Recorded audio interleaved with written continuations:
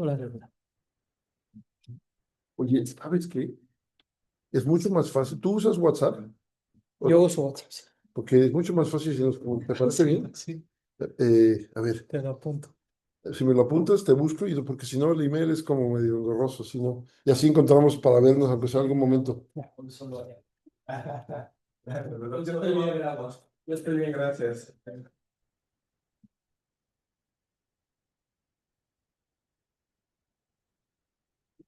Ok. Pues ya lo digo así, les aviso a los que van llegando que pedimos lunch, pero el repartidor se lo comió. Eso nos han informado, te busco entonces.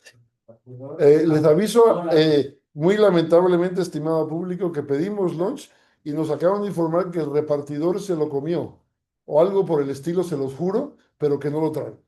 Así es que nuestras más sentidas disculpas, ¿no? Nuestras muy sentidas disculpas, pero ¿qué podemos hacer? Bueno, a todos nos viene bien el ayuno, como quiera que sea, ¿no? Agüita. ¿Cómo te va? ¿Bien, ya tú? Gracias. Ya dentro de poco ya estamos en el circuito de compartir con diario, historias con ella. Sí, hay varios.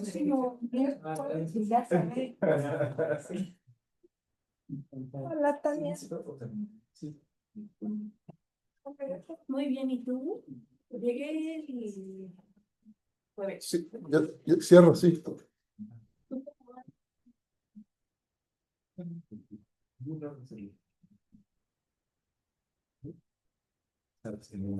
Alberto, ¿le pusiste el pin? Sí, sí, ya está. Y ahorita, Deja entrar a la gente y empezamos en un minuto, vamos que la gente entre.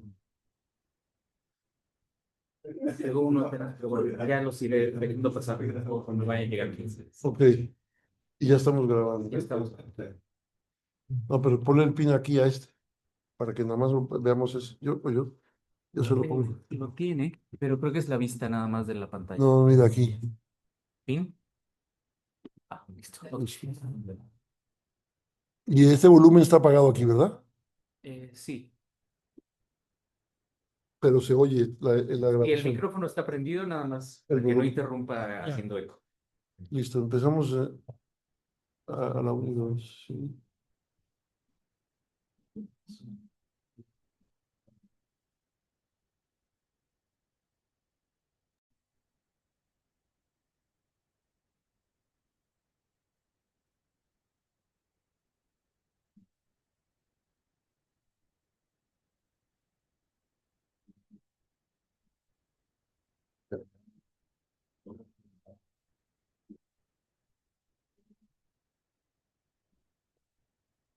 ¿Cómo estás? Gracias. Ay, por supuesto. Tendré que venir, tendré que salir como a cuarto para la hora porque doy clase a las 2 del otro lado. Entonces, no es nada que tenga que ver contigo, pero sí, saldré un poco. Gracias. Sí.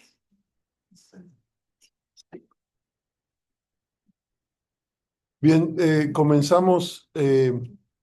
Buenas tardes todos, bienvenidos los que nos acompañan aquí el día de hoy, también a los que nos acompañan por internet, a esta sesión del Seminario de Estudios Mexicanos del Centro CATS en la Universidad de Chicago. Mi nombre es Emilio Curillo, soy su director y hoy tenemos la enorme fortuna de contar como ponente para este seminario a el doctor José Antonio Guevara, que se encuentra este trimestre como catedrático Tinker en la Universidad de Chicago.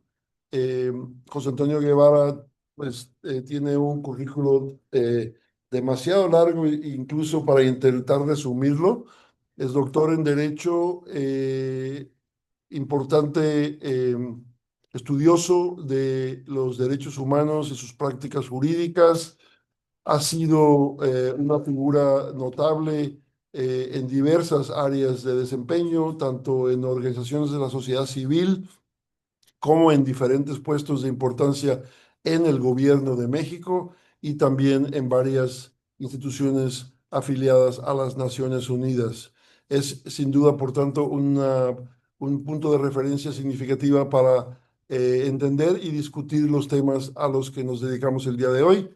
Para aquellos que nos visitan por primera vez, al concluir la presentación tendremos unos minutos para preguntas y comentarios. Sin más, pues, le damos la bienvenida con mucho gusto a José Antonio Guevara, que nos va a hablar sobre México, desapariciones forzadas como crímenes contra la humanidad, de la guerra sucia a la guerra permanente contra las drogas. Bienvenido, José Antonio. Muchísimas gracias y muy buenos días tengan todas y todos. Es un placer para mí estar entre ustedes. Bueno, la presentación de hoy la voy a estructurar en cuatro componentes. Primero hablaremos de conceptos básicos sobre desaparición forzada. En segundo lugar, sobre los contextos en los que se ha cometido la desaparición forzada en México. En tercer lugar, cómo vamos a caracterizar las desapariciones que se han cometido en estos contextos y cuáles son los pasos a seguir para prevenir futuras desapariciones y lograr que haya justicia y búsqueda de personas desaparecidas de las que ya se han cometido en el país.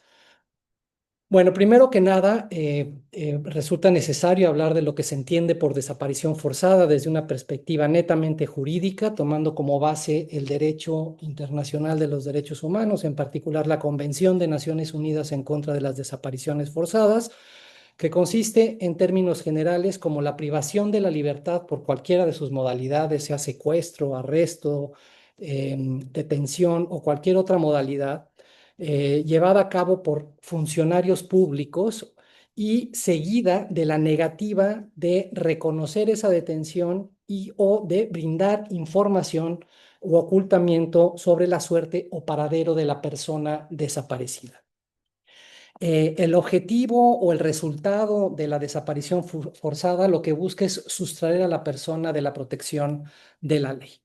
La desaparición forzada de personas también puede ser cometida como crimen de lesa humanidad, en tanto se deben de satisfacer ciertos elementos jurídicos para que sea considerada como tal. La definición más aceptada en el ámbito internacional y aplicable para México, por supuesto, es la definición reconocida por el Estatuto de Roma que crea la Corte Penal Internacional, que consiste que los crímenes de lesa humanidad son aquellos que forman parte de un ataque generalizado o sistemático dirigido en contra de la población civil en el contexto de una política de Estado o de una organización. Por ataque se entiende una línea de conducta que implica la comisión múltiple de crímenes de los propios que reconoce el estatuto, como por ejemplo la tortura, la privación arbitraria de la libertad, los crímenes de violencia sexual, que se cometen de manera reiterada y que afecta a numerosas víctimas. Es decir, se entiende por ataque no un ataque militar, sino una serie de actos o flujos de eventos que no son simplemente una suma de eventos aislados. Se entiende por generalizado que estos actos, como la desaparición forzada, se cometen a gran escala, de manera masiva, de manera frecuente, en donde se afectan a una multiplicidad de víctimas. Por sistemático se entiende que son actos que son llevados a cabo de manera organizada, que su realización es poco probable o improbable que se hayan cometido de manera aleatoria, fortuita u ocasional.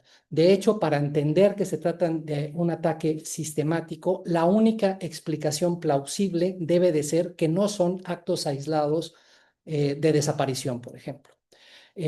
También se entienden las desapariciones sistemáticas cuando se cometen o se identifican patrones sistemáticos o patrones regulares de comportamiento o cuando hay una repetición regular de estos crímenes. Ahorita vamos a ver más adelante a qué nos referimos con ello en la aplicación concreta de México. ¿Quiénes pueden cometer desapariciones forzadas de acuerdo al derecho mexicano? Ya lo vamos aterrizando un poco, pues lo pueden cometer agentes del Estado, cualquier agente del Estado, un policía, un militar, un marino, un agente de migración o cualquier persona particular que actúe con la autorización, el apoyo o la aquiescencia de funcionarios públicos. También cometen desapariciones forzadas particulares que actúan sin autorización, apoyo o aquiescencia de particulares. Sin embargo, para que se trate de un crimen de lesa humanidad, las desapariciones, cuando se cometen de manera masiva o de manera generalizada, o bien de manera sistemática, siguiendo esos patrones regulares, deben de ser cometidas por organizaciones. ¿Y qué se entiende por organizaciones? El Estatuto de Roma, la Corte Penal Internacional, lo que ha dicho es que se entienden por organizaciones estas entidades que no tienen que tener una naturaleza jurídicamente formal, sino que son organizaciones que tienen la capacidad de cometer esos crímenes y que se les identifica de alguna manera como una organización, lo cual puede llevar a que las organizaciones de la delincuencia organizada sean consideradas como organizaciones que cometen crímenes de lesa humanidad. Y por aquiescencia se entiende, que es un concepto importante que mencionamos al inicio de esta definición, es que el Estado, los agentes del Estado, el Estado en su totalidad o funcionarios públicos de él, aceptan tácitamente que particulares cometan el crimen, toleran cuando esos crímenes se cometan o son permisibles de que se cometan esos crímenes en un determinado lugar o en un determinado territorio del Estado. También la aquiescencia se entiende como la ausencia de investigaciones o de intervenciones cuando el Estado tiene conocimiento de que se están cometiendo o se han cometido y que esa ausencia de intervención implica que el Estado no evita, no previene o, en su caso, no investiga y sanciona a los responsables. Y teniendo conocimiento o debiendo tener conocimiento de una desaparición, el Estado no hace nada para detener esa desaparición o esas desapariciones. ¿Cuáles son, en suma, las obligaciones que tiene un Estado, el Estado mexicano en particular, respecto del fenómeno de las desapariciones? En primer lugar, establecer en su orden jurídico penal, en el derecho penal mexicano, como está previsto ya desde el año 2017 con una ley general en materia de desaparición forzada de personas y desaparición de particulares, que además crea un sistema nacional de búsqueda de personas desaparecidas, debe de prohibirlo penalmente, es decir, que se considere como delito en el país. Y esta ley que les mencioné prevé que las desapariciones están prohibidas para los servidores públicos y están prohibidas para los particulares. Además de esta prohibición absoluta, el derecho debe de reconocer que las desapariciones son un delito o una violación de derechos humanos que se comete de manera permanente. Esto significa que hasta en tanto no se sepa la suerte o paradero de la persona desaparecida, ese crimen o esa violación de derechos humanos se continúa repitiendo en el tiempo. Es decir, desapariciones que pudieron haber ocurrido o se cometieron en los años 60, en la época conocida como de la Guerra Sucia, en los 70s, en la época conocida como de la Guerra Sucia en México, mientras no se sepa la suerte y paradero de las personas desaparecidas, esas desapariciones se siguen cometiendo al día de hoy. También se debe de reconocer, y así se reconoce, que las desapariciones son delitos que no prescriben, es decir, que el paso del tiempo no impide a las autoridades judiciales, a las procuradurías o fiscalías del país, investigar los delitos y, una vez que se identifique a los responsables, procesarlos y sancionarlos. La prescripción es una figura que existe en la mayor parte de los ordenamientos jurídicos, particularmente existe en México, y que significa que con el paso del tiempo, determinados años de que se cometió un delito, las autoridades ya no podrán investigar de esos delitos. Y en el caso de las desapariciones, al igual que el resto de los crímenes de lesa humanidad o el resto de las violaciones graves de derechos humanos, que son casos aislados como de tortura, ejecución extrajudicial o desaparición, los delitos son imprescriptibles. El Estado también está obligado a prevenir esas investigaciones mediante estas figuras penales, al mismo tiempo mediante la emisión de directrices, manuales de entrenamiento en donde les quede claro a los funcionarios públicos que las desapariciones están prohibidas. Y cuando se cometen, tiene la obligación de investigar penalmente, procesar a los responsables y, en su caso, si así lo determina el debido proceso y las pruebas que se presenten que incriminen a estas personas, sancionarlos con penas proporcionales a la gravedad de los hechos. Es decir, cuando se encuentre que un militar, por ejemplo, cometió una desaparición forzada de personas, se esperaría que la pena sea una pena grave, una pena seria de acuerdo al derecho del país y que no sea una pena simbólica como unos días de arresto o una sanción económica, una multa, sino que tiene que haber una pena, repito, representativa de la gravedad del crimen y eso tendrá que ver con el contexto de cada uno de los países. Y finalmente, los estados tienen la obligación de buscar a las personas desaparecidas con la debida diligencia. Eso quiere decir que deben de desplegar todo el aparato del estado, todas las posibilidades que tienen las diferentes entidades del país para buscar a las personas desaparecidas con el objeto, por supuesto, de poderles dar los rituales de sepultura que merecen y entregar a las personas desaparecidas o los restos de las personas a sus seres queridos y al mismo tiempo para poder, con los hallazgos de la búsqueda, investigar, procesar y castigar a los responsables. ¿Qué es lo que ha pasado en México a lo largo de los años en materia de desaparición? Se identifican por la academia principalmente y por los mecanismos internacionales de protección de derechos humanos a los que México está expuesto, en principio, tres contextos principales en los que se han dado las desapariciones. Unos con mayor envergadura o con dimensiones mucho mayores, otras con dimensiones menores, pero no siendo ellos menos importantes, los que tengan menos desapariciones. El primer gran momento histórico en el donde se cometieron desapariciones en México fue el periodo conocido como de la Guerra Sucia.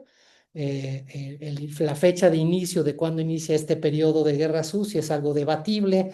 Hay algunos que dicen que empieza en los años 60, antes de 1965, con la desaparición de un líder ferrocarrilero. Lo más reciente lo encontramos con el mecanismo de esclarecimiento histórico, que es una especie de comisión de la verdad.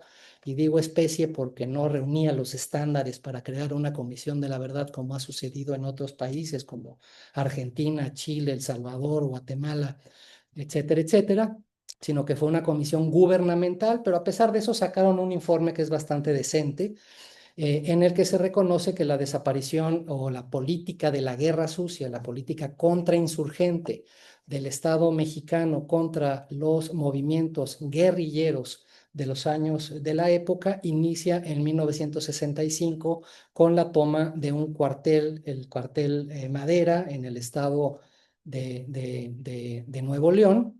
Y a partir de ese momento se desata toda la ira y la arbitrariedad por parte del Estado, en donde el ejército, las diferentes policías, el aparato de inteligencia empezaron a identificar a jóvenes, a disidentes políticos, a líderes comunitarios, a líderes indígenas que pues, formaban parte o de la Liga 23 de septiembre, que es un movimiento guerrillero urbano principalmente, o de las ligas o de los movimientos guerrilleros en el estado de Guerrero, en la Costa Chica y en la Costa Grande, lideradas por Genaro Vázquez o por Lucio Cabañas.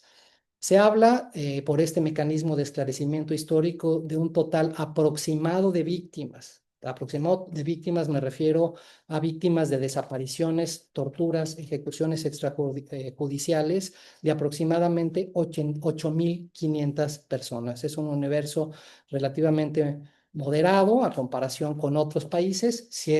Fue por muchos años en la etapa histórica más criticable del Estado mexicano por la dimensión. Fue una dimensión, repito, moderada comparado con otros países, pero significativa para lo que fue en México. Y la cifra de desapariciones particularmente es incierta, no hay una cifra concreta que podamos decir, esta ya es la cifra oficial. La Comisión Nacional de los Derechos Humanos, que es el organismo público autónomo, la figura del Ombudsman Nacional en México, que conoce de las violaciones de derechos humanos principalmente cometidas por autoridades federales, reconocen que fueron alrededor de 550 desaparecidos en ese periodo. Sin embargo, este mecanismo de esclarecimiento histórico habla de alrededor de 1.500 desapariciones. Entonces, no sabemos, no hay un censo propiamente en donde las víctimas hayan acudido masivamente a registrarse para denunciar el tema de sus desaparecidos. Han sido bases de datos distintas que se han articulado por estos diferentes esfuerzos para hablar de ellos. ¿Quiénes son los responsables de las desapariciones de esa época? Pues principalmente son militares y, repito, policías estatales, municipales y el aparato de inteligencia del Estado. El otro periodo o contexto en el que se dan las desapariciones en mucho menor escala fue el conflicto zapatista en contra del ejército zapatista de Liberación Nacional en el estado del sureste de Chiapas en el año 94. Fue un conflicto armado que duró unos pocos días e inmediatamente empezó un proceso propiamente de paz. A partir de ese momento de 1994, sin embargo, inició una campaña contrainsurgente o una continuación de la campaña contrainsurgente de los años 60, 70, 80 y 90 en el estado de Chiapas y en otros estados vecinos o cercanos al estado de Chiapas, donde empezaron y surgieron otros movimientos guerrilleros en la época, el EPR, el ERPI, en el estado de Guerrero y parte de Oaxaca. Y ahí también las cifras es una cifra producida por organizaciones de la sociedad civil y reconocidas por algunas sentencias de la Corte Interamericana de Derechos Humanos. Una sentencia, se habla de un universo de 37 personas desaparecidas respecto de un total aproximado de 100 víctimas, repito, de ejecuciones extrajudiciales, tortura, incluidas desapariciones. El otro periodo, que es el periodo más simbólico, más serio, más grave de las desapariciones que han ocurrido en México, es el periodo conocido como Guerra contra las Drogas.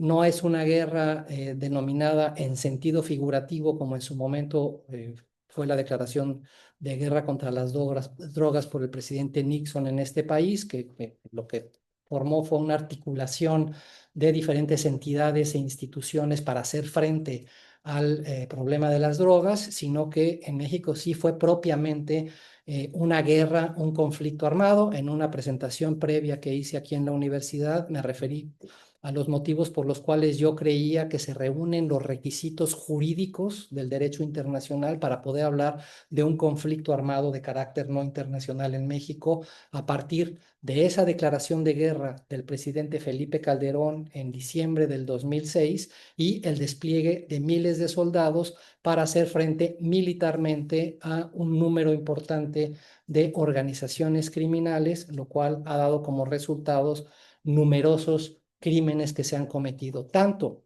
por los agentes del Estado como por organizaciones criminales. La política de guerra del presidente Calderón y que después continuó con el presidente Enrique Peña Nieto y continuó con el presidente Andrés Manuel López Obrador fue, de primer lugar, de enfrentar militarmente a las organizaciones criminales, enfrentarlas armadamente, y en segundo lugar, desarticular, descabezar a las organizaciones criminales mediante la detención, ejecución y o de extradición de los líderes de las organizaciones criminales. Y eso ha generado una escalada de violencia que no se ha podido detener porque esas faltas de liderazgo en las organizaciones ha generado violencia al interior de las organizaciones para ocupar esos liderazgos y además otras organizaciones al ver esa debilidad han tratado de ocupar y controlar los territorios que antes eran dominadas por esas organizaciones y esos grupos. Las cifras son escandalosas de lo que ha sucedido en este periodo, nada más las atribuibles al Ejército, a la Marina, a la Policía extinta, Policía Federal, ahora Guardia Nacional y a las policías municipales y estatales, exceden de los miles. Se habla de cientos de miles de personas privadas arbitrariamente de la libertad bajo figuras legales conocidas como el arraigo penal, que es una forma de detención para investigar, o bien mediante la conocida prisión preventiva oficiosa, además de otras formas más coloquiales y cotidianas y ordinarias de detener sin que se reporten las detenciones jurídicamente. Se habla de decenas de miles de personas torturadas. Nada más en el periodo de López Obrador hay un registro oficial de 30,000 personas torturadas en ese periodo y una política de desaparecer personas. Y eso es lo que me lleva al tercer punto de esta charla, que es cómo caracterizamos esas desapariciones. Las desapariciones que se han cometido en México en el periodo de la guerra contra las drogas son casos aislados o se puede hablar de que son crímenes de lesa humanidad, es decir, La pregunta es si esas desapariciones se cometen a gran escala o de manera generalizada, o bien o se cometen de manera sistemática, es decir, siguiendo patrones regulares de comportamiento por parte de las organizaciones o de los agentes del Estado. ¿Y cuál es la importancia, en tercer lugar, para esta etapa de la presentación, de denominar que las desapariciones son crímenes de lesa humanidad? ¿Para qué nos sirve referirnos a ellas como crímenes de lesa humanidad? Bueno, en México actualmente tenemos una cifra oficial reconocida por el Registro Nacional de Personas Desaparecidas y No Localizadas, que es un registro de la Secretaría de Gobernación, de 133,605 personas que actualmente no están en donde debieran de estar, están desaparecidas. Estas son cifras al viernes pasado. ¿Qué significa estas desapariciones respecto de, por ejemplo, el público que atiende a un estadio como el que tienen aquí en la ciudad de Chicago, que no es de los más grandes en Estados Unidos, el Soldier Field Stadium, que ocupa 61,500 personas en su máxima ocupación? Pues serían 2 estadios llenos de personas. Y más lo que cabría en la Credit Union Arena, un estadio que se utiliza para el básquetbol. Es decir, imagínense que de repente esos 3 estadios están completamente vacíos. Si lo comparamos con Argentina, cifras, también siempre hay discusión sobre las cifras de la sociedad civil argentina de los desaparecidos durante la dictadura cívico-militar es de 30,000 personas. Los desaparecidos en Chile, de acuerdo a los informes de la Comisión de la Verdad, la Comisión Retting, habla de alrededor de 1,500 personas desaparecidas. En Colombia, la Comisión de Esclarecimiento Histórico, recién creada por el proceso de paz de La Habana, en su informe habla de 120,000 personas desaparecidas en ese periodo de 1985 al 2016. La Comisión también de Esclarecimiento Histórico de Guatemala habla de 45,000 de los crímenes cometidos en el contexto del conflicto armado de ese país de esos 36 años. ¿Cómo los caracterizamos? Bueno, vamos a sacarnos rápido de los problemas. Ya ha habido varios organismos internacionales que han dicho que en México las desapariciones forzadas son generalizadas, es decir, se cometen a gran escala por diversas autoridades. Lo han dicho desde el 2015 el Comité de Naciones Unidas sobre Desapariciones Forzadas, lo ha dicho el Grupo de Trabajo de Desapariciones Forzadas e Involuntarias, que es otro órgano de Naciones Unidas también en esos años. Lo dijo también en el 2015 y años subsiguientes el Alto Comisionado de Naciones Unidas para los Derechos Humanos, lo dijo también la Comisión Interamericana sobre Derechos Humanos. Sobre ese tema no hay mayor discusión. Ya hay órganos independientes calificados que han dicho las desapariciones son generalizadas en el país. Cuando nos referimos a las sistemáticas, ahí es en donde entramos en debate porque hay poca información. La poca información con la que se cuentan es información principalmente que se ha producido por organizaciones de la sociedad civil, con las limitaciones que eso tiene por la cantidad de víctimas que pueden representar o que se acercan a las organizaciones, por el número limitado de organizaciones que hay a lo largo y ancho del país. No todos los estados de la República tienen organizaciones con capacidad para procesar información, y también por la Comisión Nacional de los Derechos Humanos, que es el organismo público autónomo, que nunca ha sido un organismo verdaderamente independiente, pero por lo menos hasta antes de 2018 hacía algo de su trabajo que era medianamente decente, medianamente aceptable.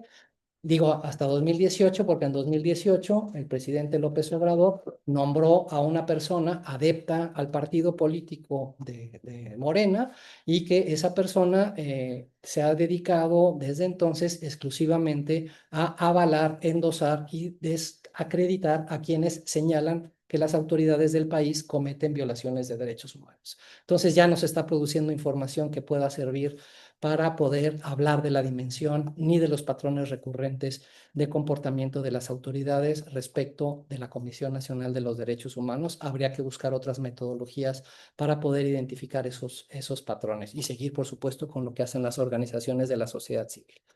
La mayoría bueno, sobre las violaciones, desapariciones sistemáticas, encontramos que tampoco hay mucha discusión sobre las que se cometieron en la época de la Guerra Sucia. Hay sentencias de la Corte Interamericana que lo han reconocido así. También hay sentencias de la Corte Interamericana que reconocen la política contrainsurgente en contra del Ejército Zapatista y Liberación Nacional. Hay, repito, sentencias de la Corte Interamericana que así lo reconocen. Pero sobre la guerra contra las drogas, hemos visto con la gráfica anterior que la mayor parte de las desapariciones se acumulan en el periodo 2006 al 2025, que son, repito, en las 3 administraciones pasadas. Y actualmente las cifras siguen creciendo, no es que haya un comportamiento con Claudia Sheinbaum distinto, pero todavía no llegamos ni a cumplir el primer año de su gobierno. Se desconoce quiénes son los responsables de esas 133,000 desapariciones y tal como ha dicho el grupo de trabajo de desapariciones forzadas, desde una visita que hizo en 2011 en el país, en donde había una cifra de 1,000 y pico, era una cifra irrisoria y ya nos escandalizaba entonces.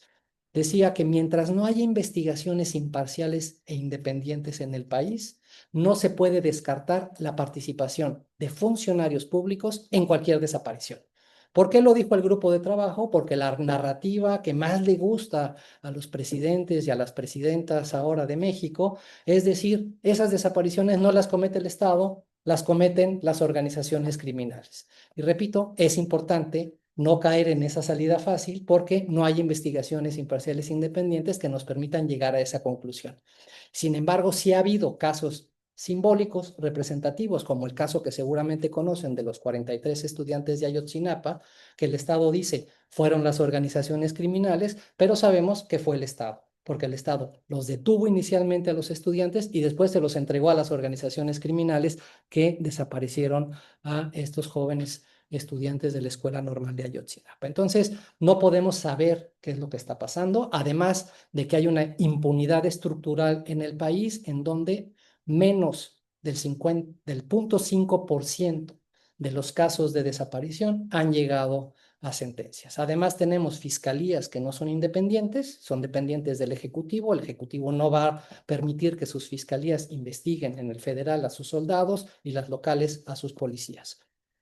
Además, tenemos que las fiscalías también están capturadas y quisieran investigar a organizaciones criminales en caso de que así fueran, pues no lo hacen porque están actuando en algunos casos de manera íntima, cómplice con las organizaciones criminales. Hay casos muy sonados y escandalosos, el caso de Nayarit, que tiene a un gobernador y a un fiscal de ese estado enjuiciados en Estados Unidos por delincuencia organizada y tienen acusaciones serias en México sobre tener una maquinaria para desaparecer personas, aquellas personas que no querían dar sus terrenos a venta para un negocio inmobiliario que tenía el gobernador, que actualmente hay una causa penal no solo de desaparición, sino también por este tema inmobiliario.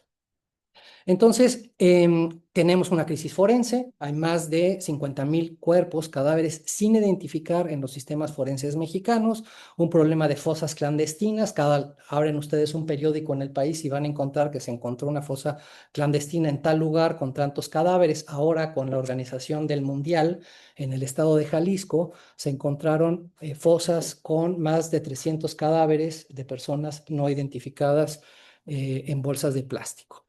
Tenemos un problema de falta de búsqueda de personas desaparecidas. El Sistema Nacional de Búsqueda es incapaz y es incompetente para buscar a las personas desaparecidas.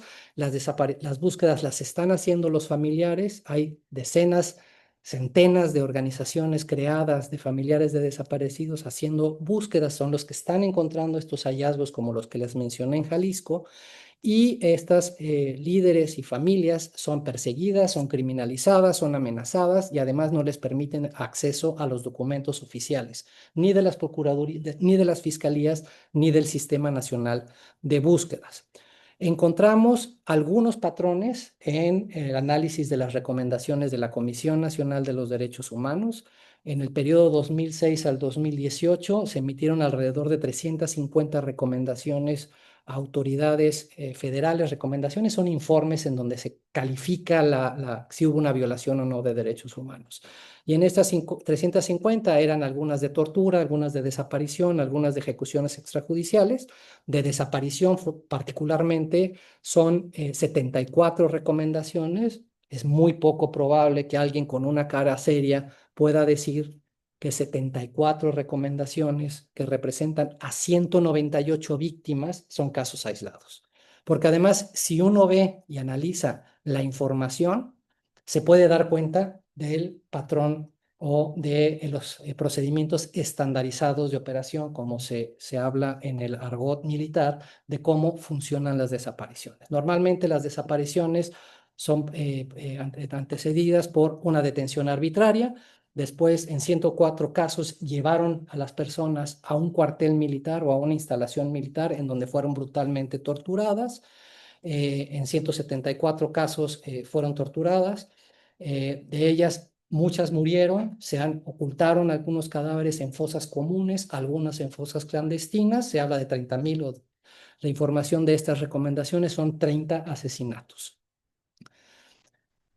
En un estudio reciente que elaboramos un grupo de organizaciones de la sociedad civil y académicos y especialistas en derechos humanos que enviamos al Comité de Naciones Unidas en materia de desaparición forzada, visibilizamos estos patrones estandarizados de operación, no nada más a nivel federal, sino también en algunos estados de la República, no en todos. Se analizaron los estados de Baja California, Nuevo León, Coahuila, Tamaulipas, Veracruz, Tabasco, Morelos, Nayarit, Jalisco, Guanajuato, Estado de México. Los números representan el número en el mapa, no el número de desaparecidos, no se preocupen.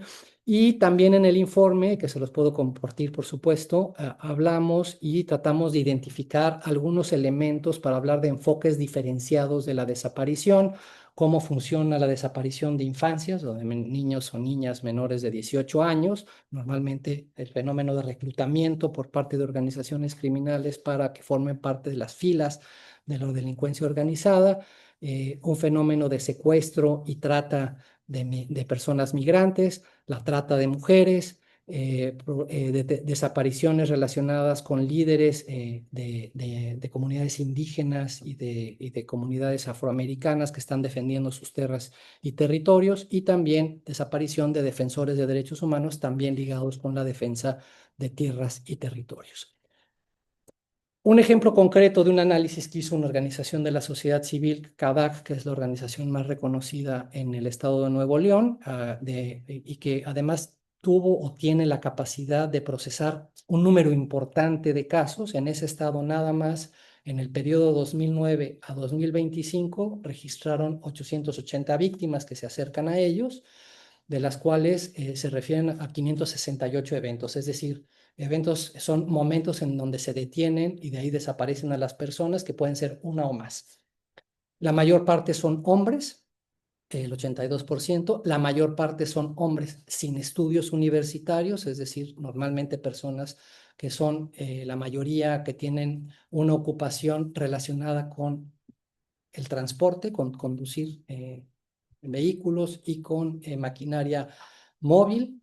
O bien personas, hombres, dedicados a los servicios de protección y vigilancia. Eso puede dar alguna indicación cuando se trate de hacer una investigación de cuáles son el tipo de hombres que se están secuestrando, desapareciendo para los fines que puedan tener las organizaciones criminales. ¿Quiénes son los perpetradores? De acuerdo al análisis de CADAC, en el 51.18% encuentran que hay funcionarios públicos involucrados. Es decir, funcionarios de un municipio, que pueden ser policías, funcionarios estatales, que pueden ser policías estatales, fiscalías, o funcionarios federales, Ejército, Marina, Policía Federal, ahora Guardia Nacional. Este número es escandaloso. Hay otro estudio que se hizo también en Coahuila, la cifra en donde la organización que lo hace encuentra que son alrededor de 45% de funcionarios públicos involucrados. Es impresionante esta cifra porque si la trasladamos, que sé que metodológicamente no se debe hacer, pero si la trasladamos para analizar el número de 133,000 personas desaparecidas, podríamos pensar que al menos en la mitad o en un 40% hay servidores públicos involucrados en esas desapariciones. El lugar en donde detuvieron a las personas que posteriormente fueron desaparecidos fueron en las carreteras, en sus casas o en la calle o en el espacio público, lo cual manda un mensaje de que ningún lugar, absolutamente ningún lugar, es seguro. ¿Cuál es el desenlace de esas desapariciones?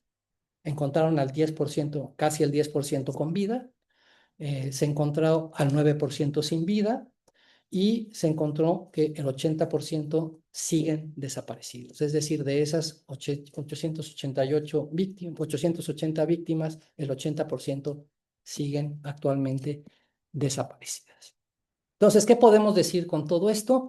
Que en México se han cometido crímenes de lesa humanidad, la desaparición forzada como crimen de lesa humanidad, cometidas por agentes del Estado, en el contexto de la Guerra Sucia, en el contexto del conflicto con el Ejército Zapatista de Liberación Nacional, y que son desapariciones que en tanto no sabemos dónde están los desaparecidos o cuál fue su suerte, dónde está el paradero de sus restos, siguen cometiéndose actualmente.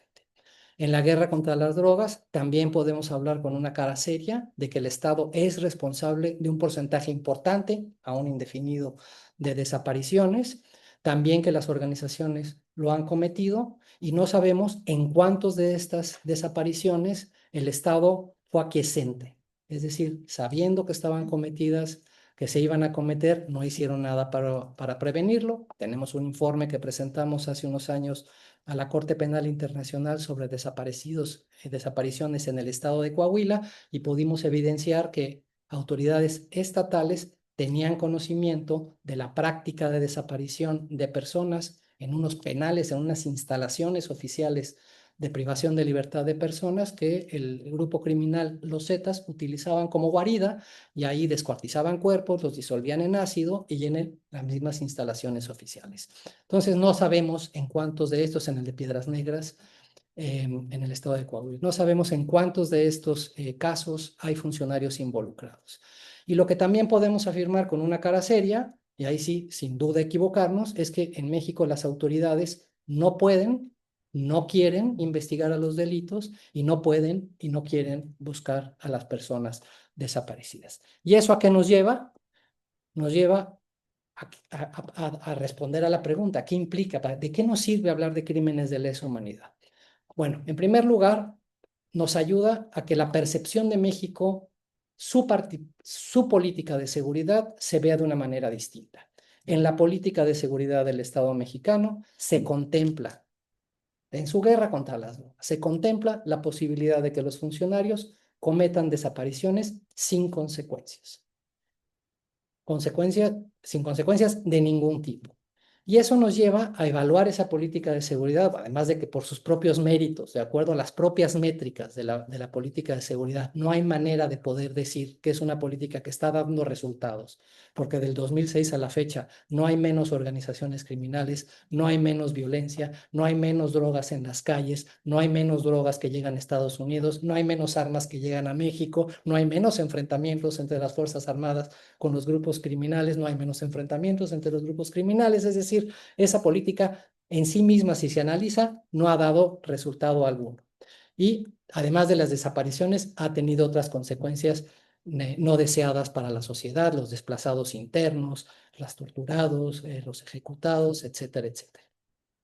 Es una política, entonces, que se puede asemejar a la política de drogas de Filipinas, en donde actualmente tenemos al presidente Duterte, expresidente Duterte, señalado y acusado y detenido en la Corte Penal Internacional por las ejecuciones extrajudiciales cometidas en esa política de drogas. Lo podemos asemejar a una política de seguridad contrainsurgente contra las drogas similar a la de Colombia, un conflicto armado que arrojó ese número de víctimas por ese periodo, o una política represiva también a lo que ocurrió en su momento en Argentina, en al menos algunos de sus aspectos, o una política de seguridad como la que actualmente estamos viviendo o que está sufriendo el pueblo salvadoreño con el presidente Bukele, en donde se detiene masivamente a personas, se les tortura y los juicios parece que van a ser interminables, como actualmente también sucede en México. Entonces, nos ayuda a que México se vea con una percepción distinta. Los crímenes que se cometen ahí no son aislados, forman parte de una política. El segundo es que genera obligaciones a terceros países respecto de la situación de México. Hay una figura internacional que ayuda a englobar cuáles son esas responsabilidades que tienen, que se llama la responsabilidad de proteger, y eso significa que los miembros de Naciones Unidas están obligados, de acuerdo a las obligaciones que emanan de la Carta, a proteger a la población civil de un país cuando están enfrentando o un conflicto armado o crímenes atroces como crímenes contra la humanidad o genocidios o cuestiones así. En tercer lugar, abre la puerta a hablar de crímenes contra la humanidad para la justicia internacional. Esto significa que la Corte Penal Internacional, en tanto que México no quiere y no puede investigar, procesar y sancionar a los responsables, podría conocer de estos delitos y de la misma forma terceros países bajo la figura de la jurisdicción universal podrían conocer de los delitos que se cometen en México en materia de desaparición, como en su momento España conoció de los crímenes cometidos por la dictadura militar argentina, por la dictadura militar chilena, que sirvieron como catalizadores, como válvula de escape, que ayudó además a que los países en sede doméstica se pusieran la pila y empezaran a acelerar los juicios que ya habían algunos iniciado para llevar en Argentina a decenas de personas responsables por los crímenes durante la dictadura, lo mismo en Chile.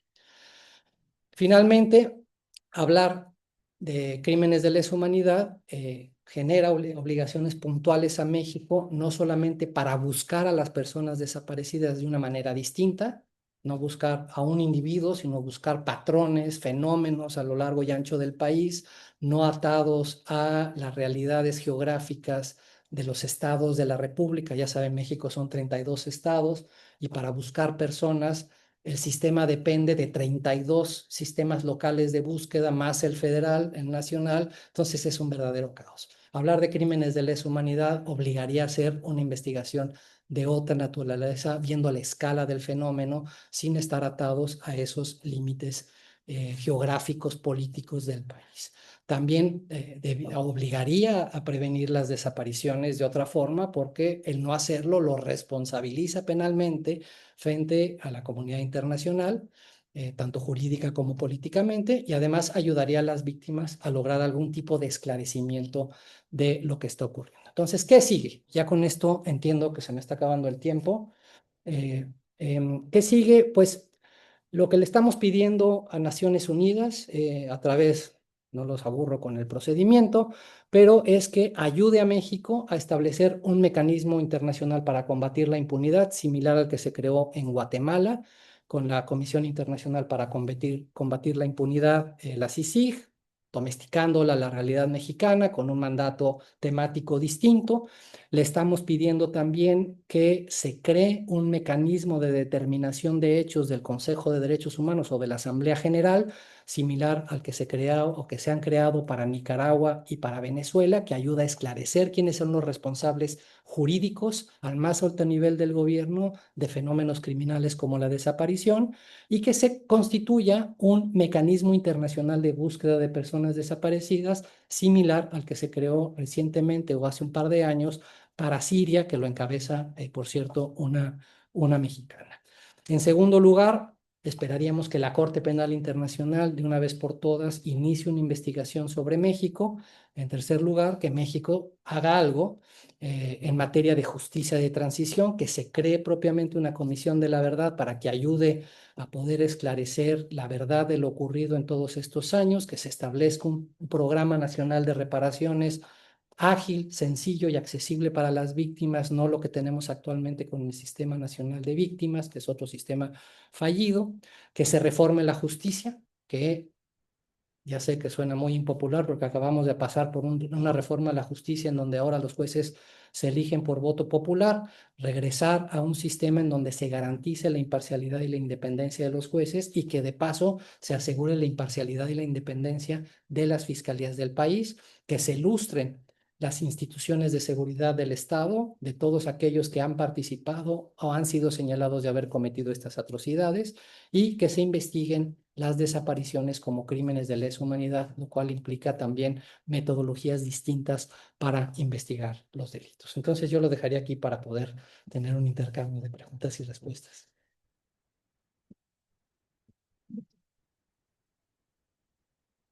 Tenía un videíto pero después si quieren lo pasamos de 3 Bueno, minutos. gracias, gracias. Tenemos unos minutos para preguntas, comentarios. Adelante, Silvia.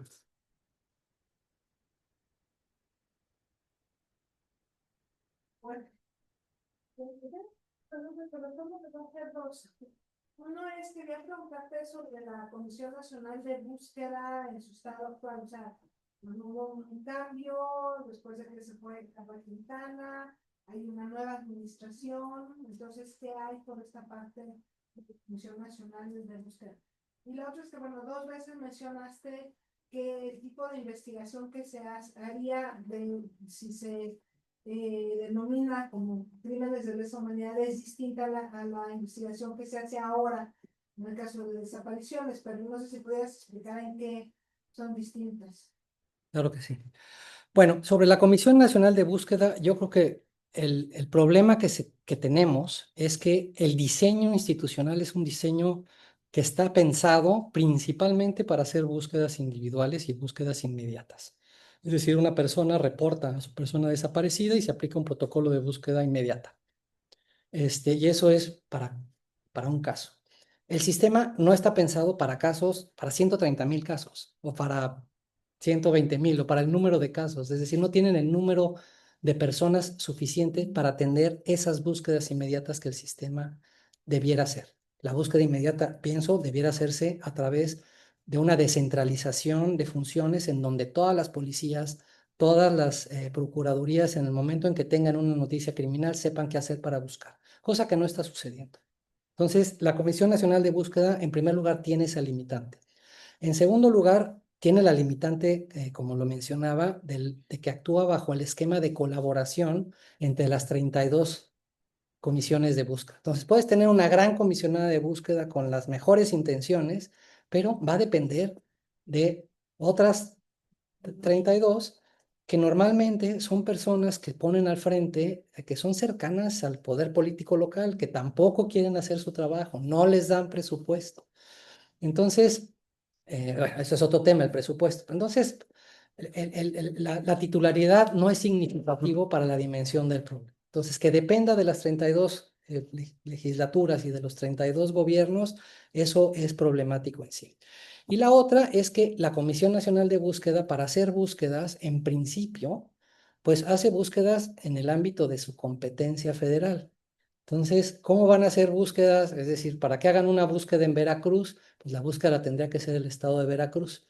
Pero las organizaciones criminales cuando desaparecen no dicen, ay, voy a desaparecer en Veracruz porque aquí tengo jurisdicción.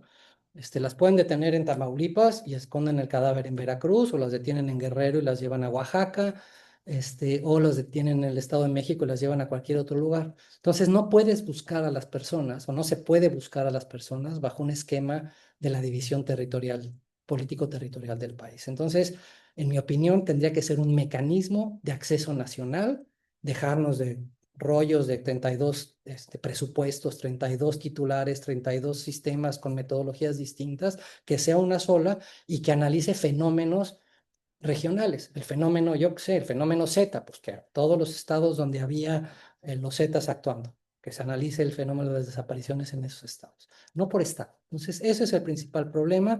Y repito, no creo que una persona buena, inteligente y dedicada vaya a resolverlo porque es un problema estructural. Yo tuve la fortuna o desfortuna de trabajar para una organización haciendo labores de búsqueda y la verdad no se lo recomiendo a nadie. Es una frustración permanente actuar con la Comisión Nacional de Búsqueda, con la Comisión Ejecutiva de Atención a Víctimas y con la Fiscalía General de la República. Y segundo, sobre la investigación, para investigar crímenes de lesa humanidad no se investiga caso por caso, que es como actualmente se investigan las desapariciones.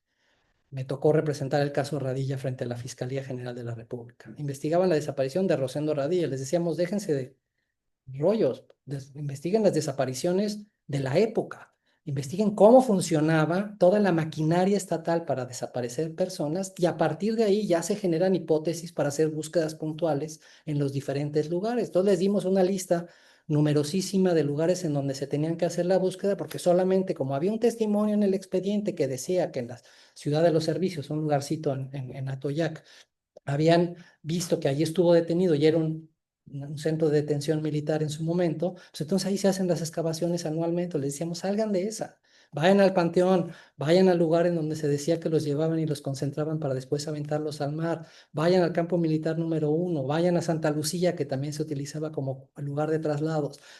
No tienes idea la cantidad de puntos de búsqueda que les dimos para que hicieran su trabajo y decían, no, se investiga el caso porque la denuncia es un caso.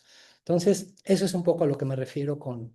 Y bueno, la investigación penal de crímenes de lesa humanidad tiene una metodología muy puntual. Se investigan miles de casos a gran escala, se identifican los patrones de comportamiento, quiénes son los responsables de la cadena de mando, para buscar a esos responsables, no tanto a Juan, Pedro y Luis, que fueron los que detuvieron, después se lo pasaron a Carlos, Juan Carlos y Ricardo, que lo retuvieron, o a los otros que lo torturaron, sino van por todo el aparato, pero desde el más alto nivel, para que eso no vuelva a ocurrir. Porque estos crímenes suceden porque los máximos responsables permitan que suceda. Entonces, hay mucha teoría detrás de esto, pero eso es un poco lo que... Entonces, primero Camilo y después Daniel y finalmente que se nos termine el tiempo de los tres,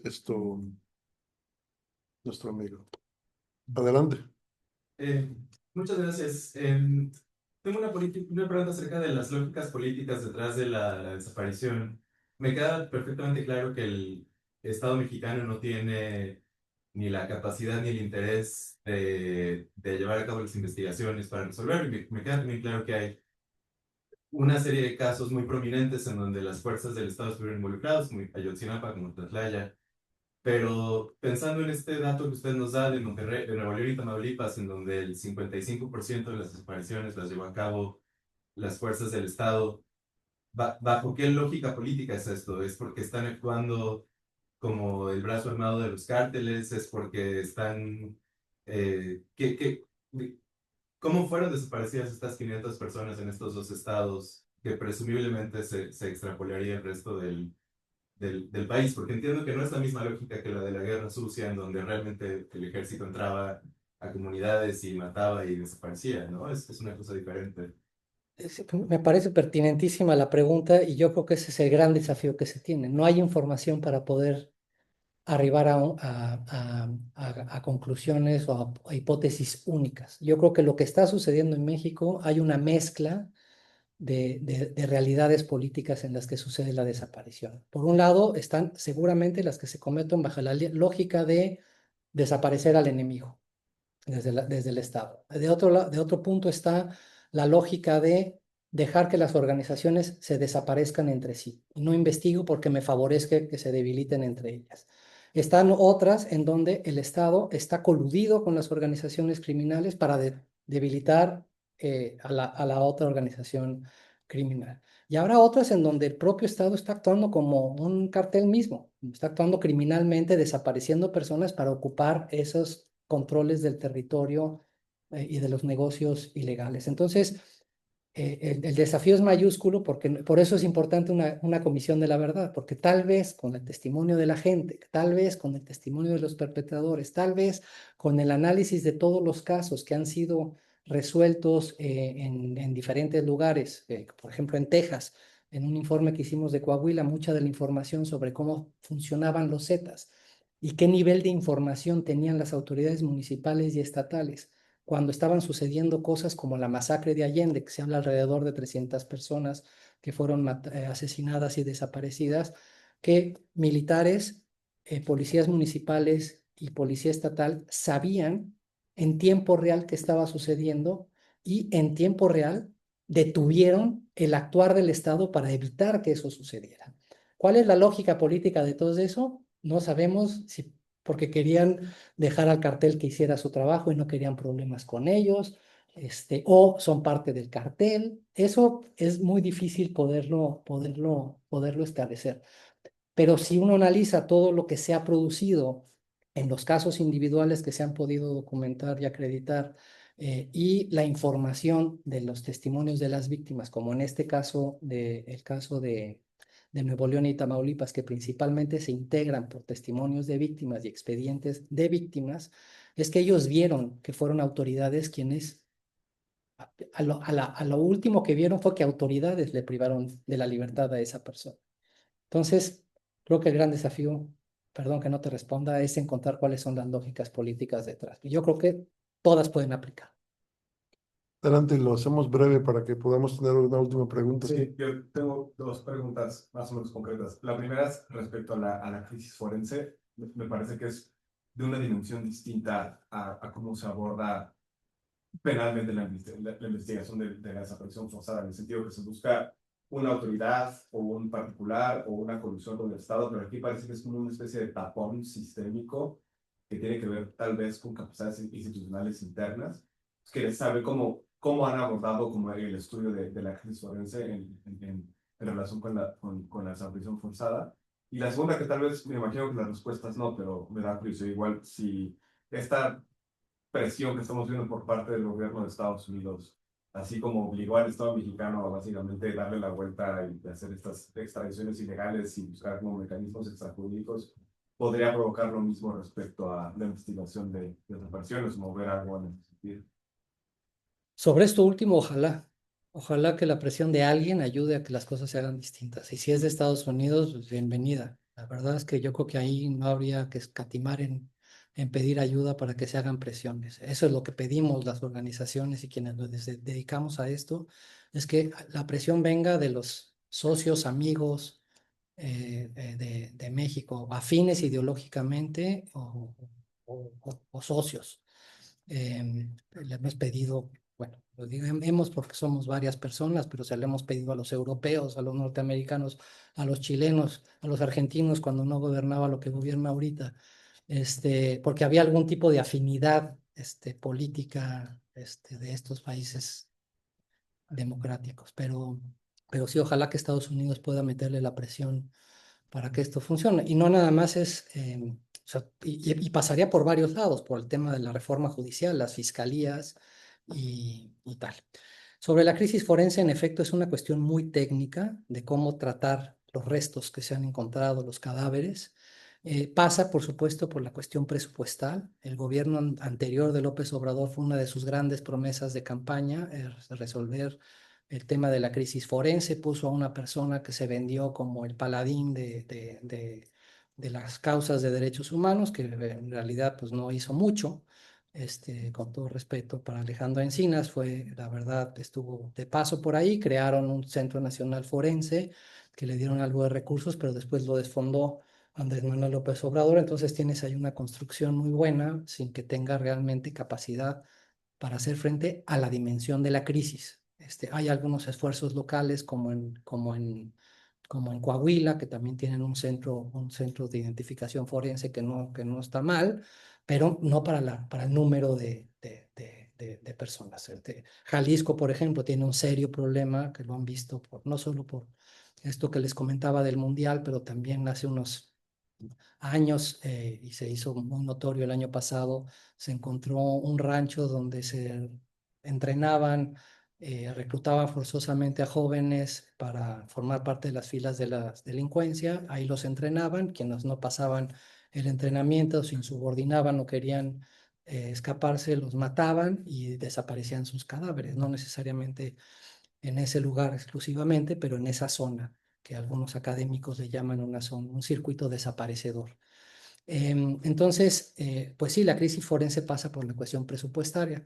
Cuando hablamos de que Naciones Unidas puede ayudar y una política de justicia de transición se establezca en México, se podría ver a través de una cuestión que se llama la Comisión para la Construcción de la Paz del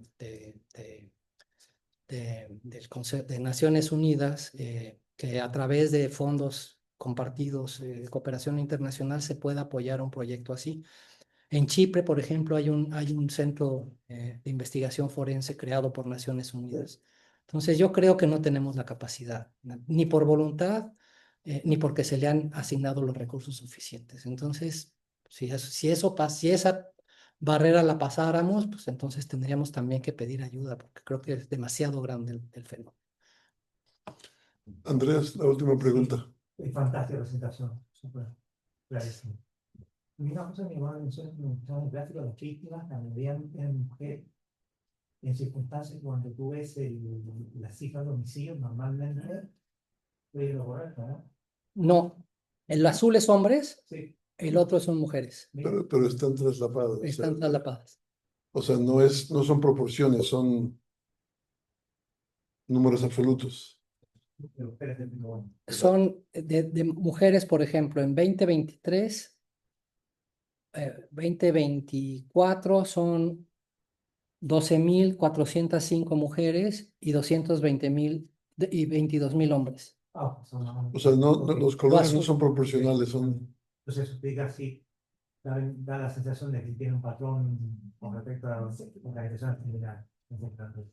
Pareciera, sí. Sí. Pero bueno, el fenómeno de las mujeres, Caso grande y además increciendo, ¿no? así es. ¿Y tiene alguna hipótesis sobre eso? Bueno, el incremento actualmente sigue incrementando el número de desaparecidos, pero ahora ya se está haciendo una liga, y esto lo han hecho varios académicos ya, Elena Azaola, la primera en la Ciudad de México, en donde identifican que el gobierno está obsesionado con reducir las cifras de homicidio en el país. Tenemos unas cifras muy altas. Y entonces lo que está pasando y que identifica Elena Azaola es que están buscando reducir la cifra de homicidios, pero la de desapariciones no la cuantifican y está creciendo. Lo que encontró es que había ciertas prácticas en donde, por ejemplo, si se encontraban cadáveres con arma de fuego en la calle, que nadie los reclamaba, registran a la persona como desaparecida, no como homicidio. Y así algunas otras, ¿no? Entonces, pareciera que lo que está sucediendo es que los homicidios que pueden registrarse como homicidios ya no los están registrando así y se están yendo a los desaparecidos. Y luego hay otra cosa que sucede también, es que se han encontrado fosas clandestinas administradas por procuradurías del país. En Morelos hubo un caso muy sonado, en donde personas identificadas, es decir, con identificación, las inhuman en fosas clandestinas con bolsas de basura con el número del expediente. Por si algún día después llegan las personas a reclamarlo, ya saben dónde está, ahí los echan. En lugar de hablarle a la víctima, a los familiares, decir aquí está su ser querido, pasen por él. Hay variantes de este tipo, numerosas. Representábamos un caso de una persona que fue desaparecida en Tamaulipas, secuestrada en Tamaulipas, llevada por una organización criminal a Nuevo León.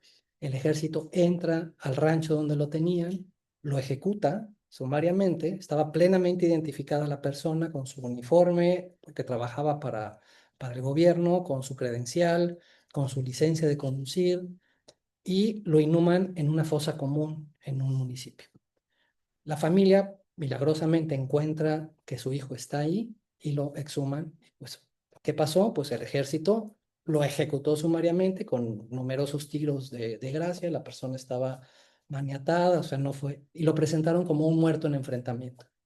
Y lo ocultaron como una persona no identificada. No sabían quién era Entonces, historias así te puedo contar a pasto de cómo se está dando el fenómeno de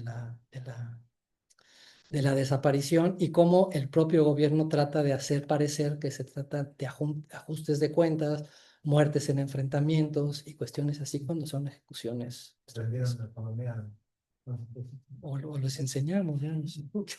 Bueno, se nos terminó el tiempo. Lo que queda es agradecerte por esta magnífica presentación, sin duda escalofriante y francamente en estos momentos no muy optimista en cuanto a las posibilidades de salir de esto, pero bueno, es es una gran oportunidad para nosotros de aprender de tu conocimiento. Les agradezco a ustedes su presencia y a José Antonio Guevara por compartir su trabajo y sus ideas con nosotros. Buenas tardes a los que nos acompañan por el internet. Hasta la próxima. Gracias. Muchas gracias.